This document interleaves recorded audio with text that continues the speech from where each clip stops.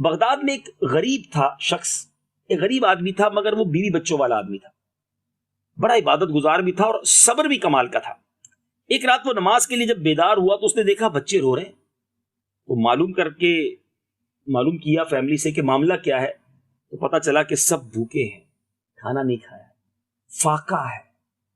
اس صابر عبادت گزار نیک بندے نے کیا کیا؟ ہماری جگہ کوئی ہوتا تو کیا کرتا؟ شکوہ کرتا، شکایت کرتا، کمپلین کرتا اللہ کی بارگاہ میں، مولا میں تو نماز بھی پڑھتا ہوں، تہجد کے لیے اٹھا ہوں، بچے پھر بھی بھوکے۔ نہیں میرے بیچے اسلامی بھائی، بزرگان دین کا یہ انداز نہیں تھا۔ زباں پر شکوے رنجو علم لایا نہیں کرتے، نبی کے نام لیوا غم سے گھبرایا نہیں کرتے۔ اس نیک آدمی نے کیا کیا؟ اپنے روتے ہوئے بچوں کو قریب بلایا اور کہا کہ ایسا کرو، سب مل کر درود و سلام پڑھتے۔ آقا کی بارگاہ میں پریشان ہونا، آئیے مل کر درود و سلام کا نذرانہ پیش کرتے ہیں، انشاءاللہ ضرور کرم ہو جائے گا، غیب سے مدد ہو جائے گی۔ اب یہ سب درود پاک پڑھنے لگے۔ یہ کیسی محفل تھی درود کی، غم زدہ تھے، بھوکے تھے، فاقہ زدہ تھے، مگر پھر بھی رب کی رضا پر راضی تھے اور اللہ کی عطا سے نبی پاک علیہ الصلوۃ والسلام پر درود و سلام کا نذرانہ پیش کر رہے تھے۔ اب یہ نیک آدمی بھی سو گیا، آنکھیں تو بند ہوئی، قسمت جاگ اٹھی۔ سرور کائنات صلی اللہ تعالی علیہ وسلم خواب میں تشریف لائے اور فرمائے کہ فلاں مجوسی کہتے ہیں ناظرین آگ کی پوجا کرنے والے کو، فرمائے فلاں مجوسی غیر مسلم کے گھر جانا، اسے سلام کہنا اور پیغام دینا کہ تیری دعا قبول ہو گئی ہے، اور اس سے کہنا کہ محمد صلی اللہ تعالی علیہ وسلم کا تیرے نام یہ فرمان ہے کہ جو کچھ اللہ عز و جل نے تجھے عطا فرمایا اس میں سے میری مدد کر۔ یہ شخص جب اٹھا بیدار ہوا بڑا خوش، ظاہر ہے عاشق رسول کی تو عید ہو گئی نا، نبی پاک کی جو دید ہو گئی، مگر پھر سوچنے لگا کہ پیارے آقا مجھے کسی غیر مسلم کے پاس بھیجیں گے، یہ کیسے ہو سکتا ہے؟ اپنا سلام بھی بھیج رہے ہیں، حالانکہ وہ شخص تو غیر مسلم ہے، مجوسی ہے، آگ کی پوجا کرنے والا ہے، کنفیوز، ڈبل مائنڈڈ۔ اب کروں تو کیا کروں؟ دوبارہ سو گیا، دوبارہ سویا، نبی پاک علیہ الصلوۃ والسلام کی پھر زیارت ہوئی، آقا علیہ الصلوۃ والسلام نے دوبارہ وہ پیغام دیا۔ اب جب صبح ہوئی تو نماز فجر ادا کی اور اب اس آتش پرست مجوسی کا وہ گھر تلاش کرنے لگا۔ مجوسی تو پورے شہر میں بڑا دولت مند تھا، بڑا مشہور تھا، جس سے پوچھا اس نے ایڈریس بتا دیا۔ اب وہ اس مجوسی کے پاس گیا، اب دیکھا تو بہت سارے نوکر چاکر تھے اس کے آس پاس۔ اس نے اس سیٹ سے، اس مجوسی سے کہا کہ مجھے تمہارے سے بات کرنی ہے، میں تم سے بات کرنا چاہتا ہوں، ایک اہم پیغام لایا ہوں۔ اب اس نے ذرا تخلیہ کیا، اکیلے میں لے گیا، کہا بتاؤ کیا بات کرنی ہے؟ اس نے کہا ہمارے نبی علیہ الصلوۃ والسلام نے تمہیں سلام ارشاد فرمایا۔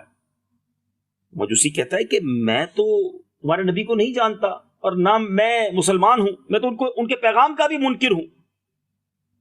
تو انہوں نے کہا کہ وہ جو عاشق رسول تھا کہتا دیکھیں مجھے نبی پاک خواب میں تشریف لائے، 2 بار تمہارا نام لیا اور کہا جا کر میرا سلام دینا، اور انہوں نے ایک اور بات بھی کہی کہ تم نے جو دعا مانگی ہے نا، وہ دعا تمہارے لیے جو مانگی گئی ہے وہ قبول ہو گئی ہے۔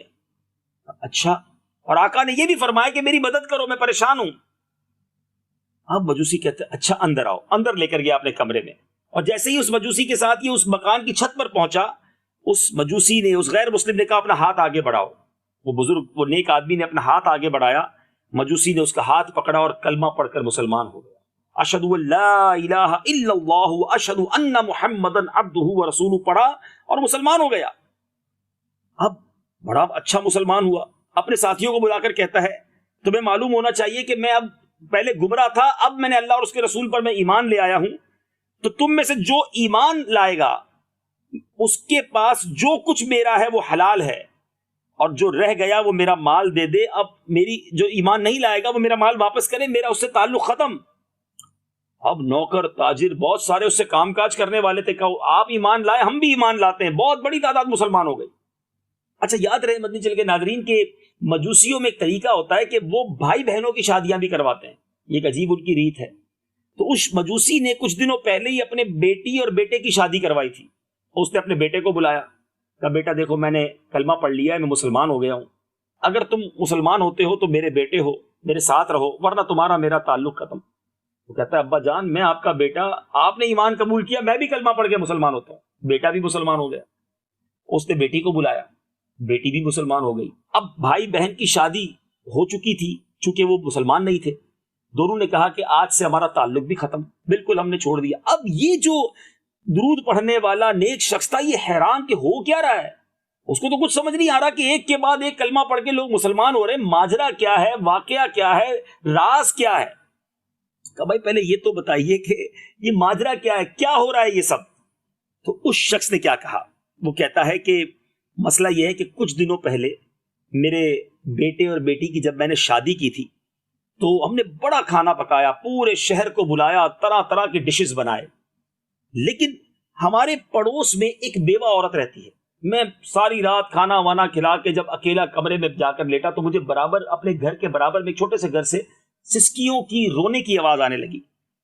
تو پڑوس کی بیوہ عورت سے اس کی بچیاں کہہ رہی تھی کہ ہم حسین بن علی کی اولاد میں سے ہیں، اور کہنے لگی کہ اماں جان اس مجوسی نے گزشتہ رات کھانا کیا، اتنا بڑا کھانا بنایا، ہم سب کے دلوں میں کھانے کی خواہش پیدا کر دی، لیکن ہمیں کچھ بھی نہیں دیا، ہم فقر و فاقہ کا شکار ہیں، ساری رات بھوکے ہیں، کئی دنوں سے بھوکے ہیں، اللہ عز و جل اس کو ہماری طرف سے بہتر جزا نہ دے۔ اب وہ جو مجوسی تھا، جو پہلے مجوسی تھا، اب تو مسلمان ہو گیا، نو مسلم تھا، کہتا ہے میرا دل پھٹنے لگا کہ میرے برابر میں مسلمانوں کے نبی کی اولاد رہتی ہے اور وہ غمزدہ ہیں، کھانا نہیں کھایا، میں نے ان کو پوچھا بھی نہیں۔ کہتا ہے میں نے فوراً گھر سے سارا سامان لیا، کھانے کا سامان لیا اور کپڑے وغیرہ لیے، میں نے معلوم کیا کہ تعداد کتنی ہے تو پتا چلا 3 بیٹیاں اور ان کی ماں ہے، میں نے 4 سوٹ لیے، بہت ساری ضرورت کی چیزیں لی اور ان کے گھر چلا گیا، میرا بھیجا ہوا سامان بھی بھیجا اور خود بھی گیا۔ وہ بڑی خوش ہوئی۔ اب بچیاں امی سے کہتی امی جان ہم کیسے کھائیں، یہ تو مجوسی کا کھانا ہے۔ ماں نے کہا اللہ کے رزق سے کھاؤ، یہ روزی اللہ نے تمہاری طرف بھیجی ہے۔ وہ یہی کہے جا رہی تھی مگر بچیاں کہتی ہیں ماں ہم نہیں کھائیں گے کیونکہ وہ شخص مجوسی ہے، یہاں تک کہ اللہ اس شخص کو اسلام کی ہدایت دے اور ہمارے آقا علیہ الصلوۃ والسلام کی شفاعت سے اسے جنت میں داخلہ عطا فرمائے۔ اب وہ اللہ سے دعا مانگ رہی ہیں اور ان کی ماں آمین کہہ رہی ہے۔ یہ وہ دعا تھی اے میرے بھائی جو تم کہہ رہے ہو نا کہ نبی پاک نے فرمایا کہ میرے لیے دعا قبول ہو گئی ہے، میں دعا سن کے آیا ہوں کہ ان سید زادیوں نے ہاتھ اٹھا کر میرے اسلام کی، میری شفاعت کی، میری جنت میں داخلے کی دعائیں کی ہیں۔ اللہ اکبر، اب میں تمہارے ساتھ پورا تعاون کروں گا، تم پریشان ہو نا، دیکھو میں نے آدھی جائیداد تو اپنے بیٹی اور بیٹے کے نام کر دی تھی، میں بہت مالدار ہوں، آدھی جائیداد میرے پاس تھی، اب میں یہ آدھی جائیداد تمہیں دیتا ہوں، جاؤ اپنے اہل و عیال کی مدد کرو۔